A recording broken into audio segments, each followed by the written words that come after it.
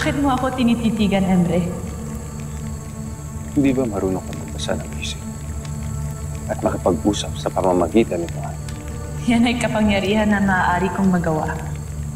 Kung gano'n, sa isip tayo mag-usap. Upang hindi mahulaan ni Edgar ang bawat kilos natin. Yung batid kong nagmamasidli.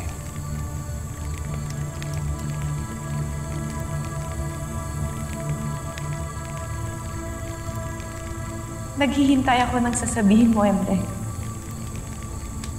Oo nga pala.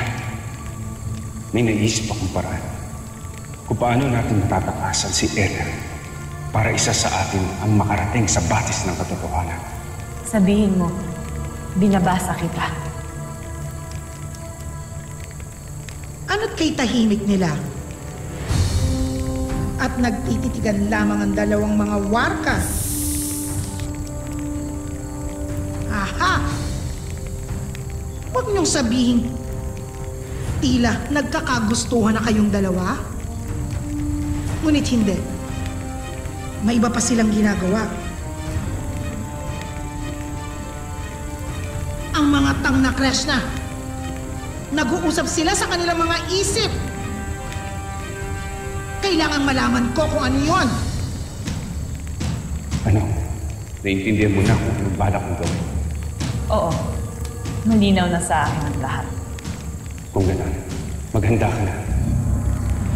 Nahuli na ako. Anong pinag-usapan nila? Ngayon na! Yunobeshka. Mga tang na crush na.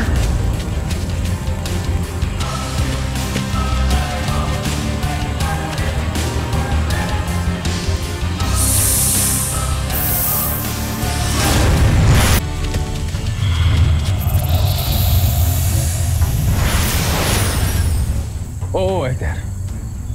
Mas higit kang makapangyarihan kaysa sa akin. Kaya hindi mo ako matatakasan, Emre. Habang buhay ka nang magiging bihag ko. Kaya magagawa ko sa iyo ang anumang nais ko.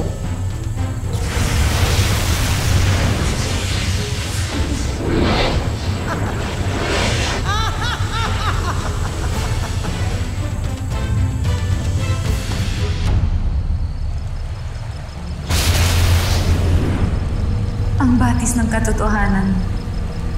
Matalumang Halia, narito ka na ba? O ikaw ay nasa iyong tahanan pa? Ano't ano man ay hihintayin kita dito, Bataluman. Kaya sana ay bumaba kang muli rito upang maligo sa batis ng katotohanan.